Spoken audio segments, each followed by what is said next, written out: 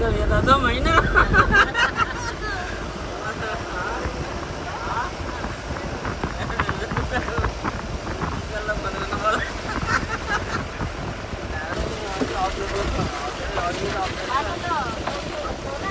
मान्छेको सिधा कुराहरू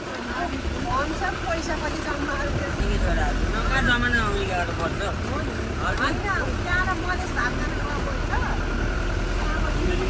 अमेरिका चलाइ चाहिँ त्यस्तो भएर